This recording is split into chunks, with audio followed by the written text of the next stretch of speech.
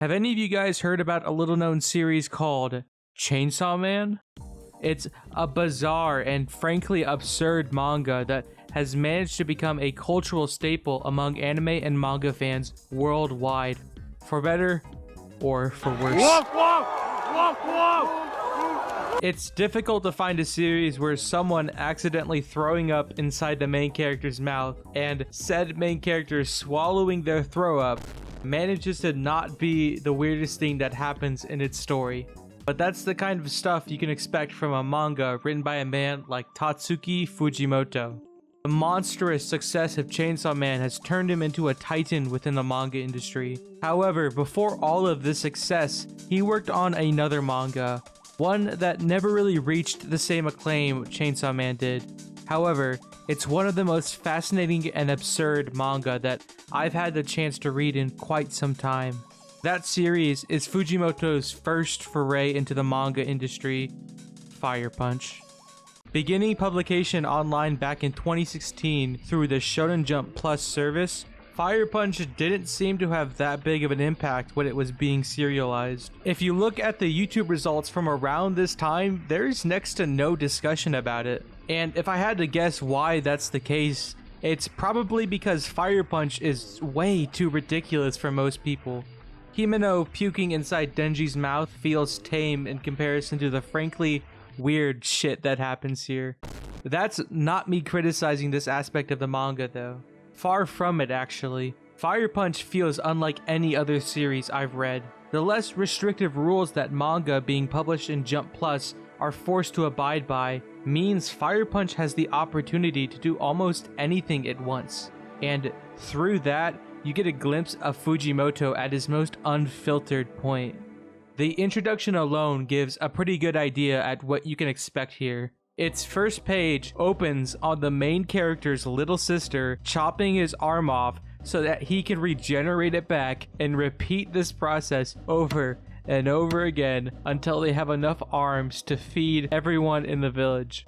I remind you, this is the first thing that happens in the story.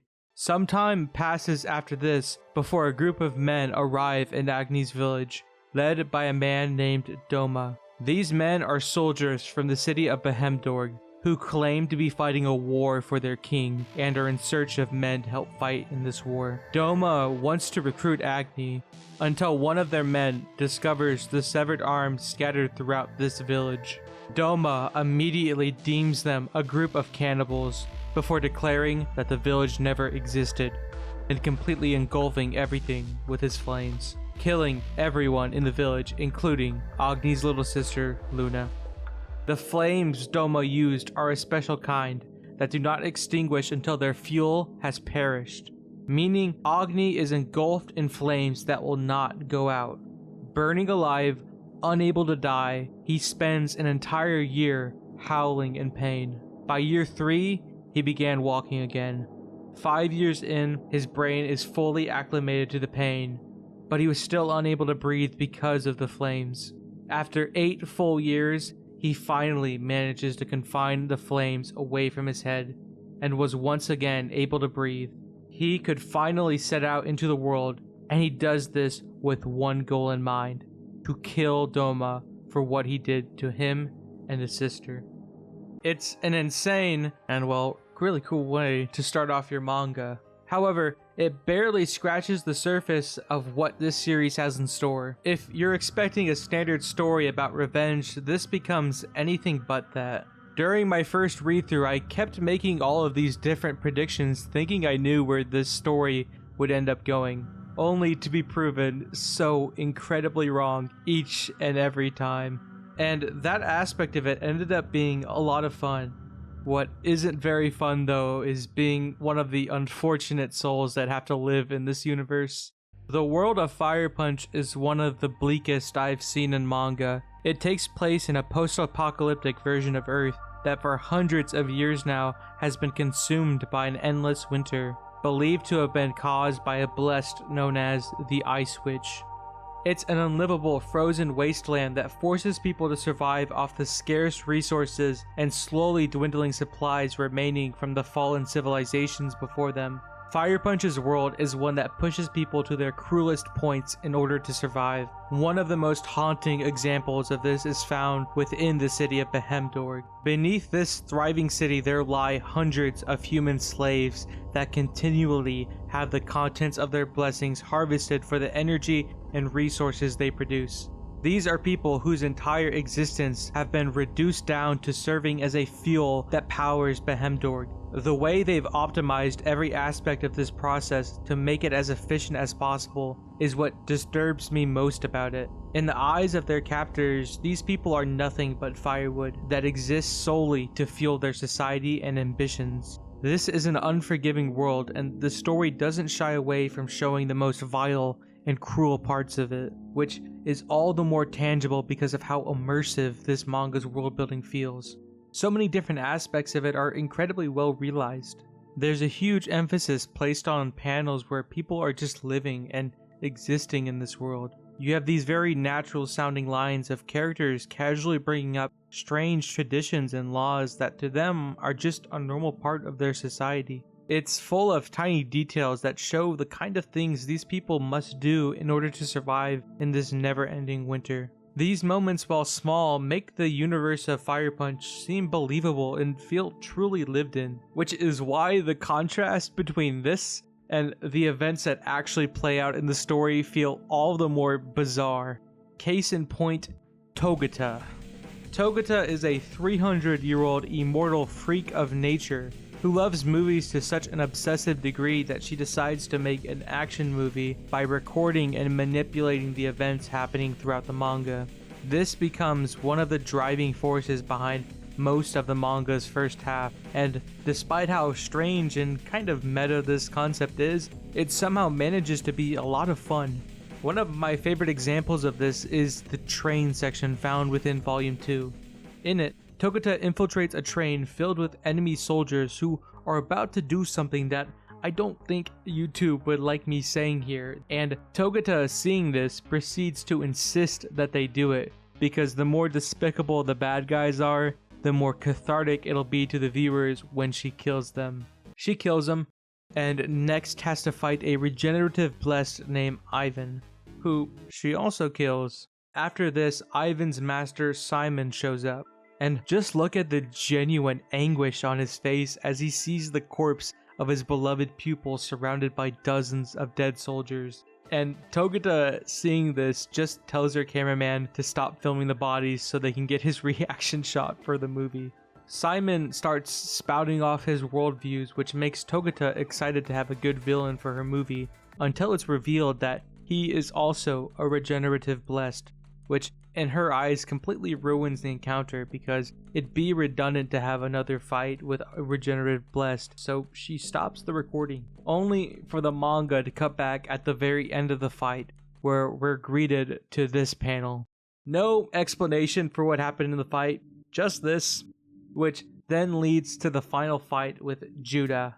Her and Togata have a brief encounter until Togata realizes that Judah is yet another regenerative blessed, and it's this aspect that throws her off the edge into a state of complete lunacy.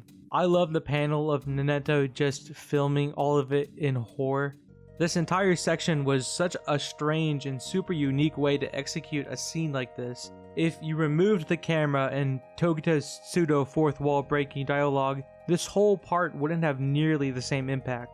There's a ton of other clever ways they use this plot device, like in this one section where they need to travel back to their home base. So Togata says they'll just cut the part of them walking the long hours, and the manga immediately jumps to them at the base.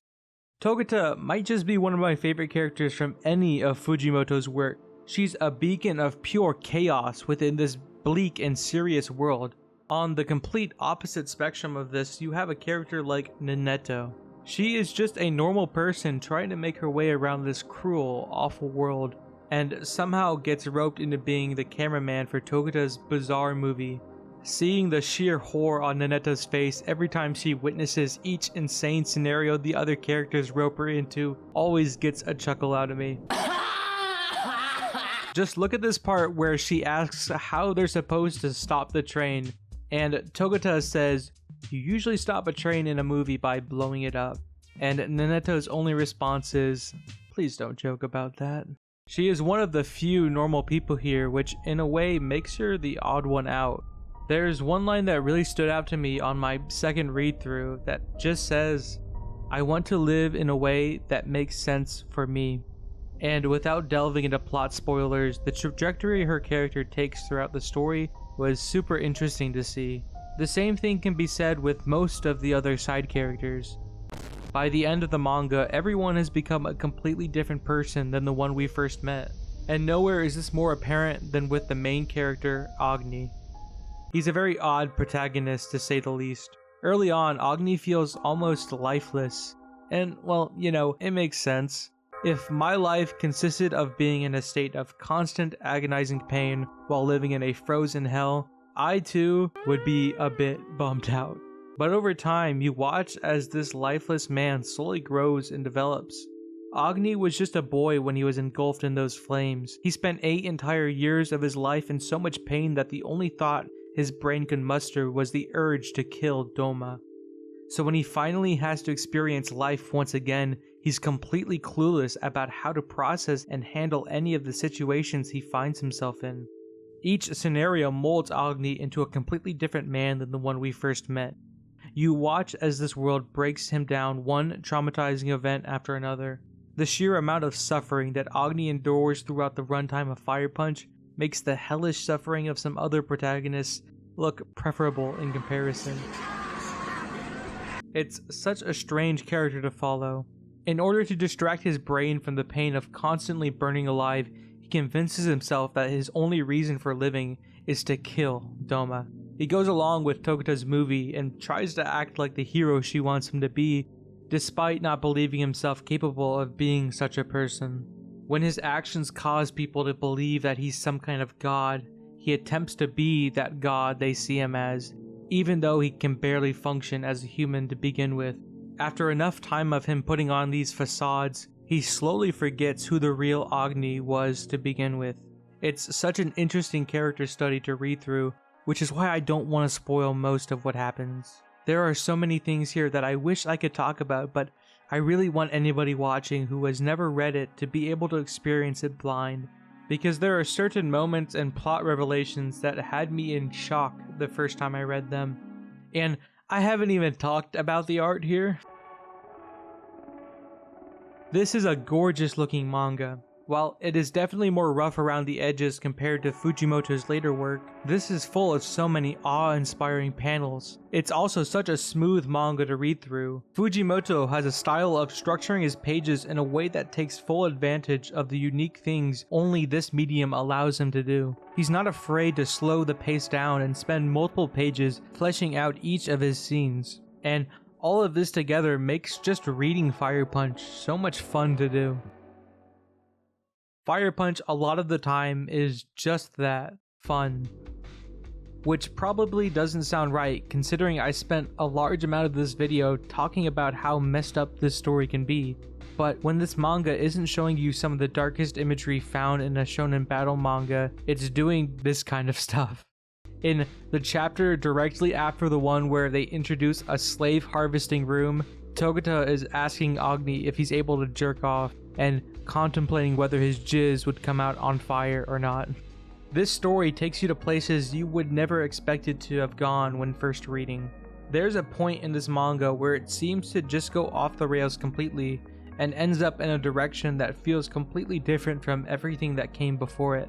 The way its ending plays out is one of the strangest conclusions I've seen to any story period, which is kind of perfect for a manga where every aspect of it is unconventional and bizarre. Firepunch is something that could have only been made by Fujimoto. You can see his essence within every pen stroke and line of dialogue, which is also why I feel only highlighting the insane and weird aspects would be a disservice to it. Beneath all of that is a story that feels so genuine. It was created by a man who clearly just loves the art of storytelling with every inch of his being. You can feel this everywhere throughout the manga. There are several characters whose entire reason for living revolves around movies and film. I think what makes reading a story like this one so incredible is how personal it feels. like a part of the author's soul exists within it. Firepunch is far from perfect, and I don't think everyone who reads it will be impacted by it as much as me, and that's fine. A story like this could never appeal to everybody, but if you're one of those people it does speak to, Firepunch will be an experience that no other story can deliver. I hope I managed to properly express what it is about this manga that I love so much. Since the very beginning of this channel, I've wanted to make this video, but it never felt like I could properly articulate why this series was so special to me. To any of you who took your time to listen to me yap about this weird manga, I hope it was at least a little bit entertaining. Thank you guys for watching. I'll see you next time.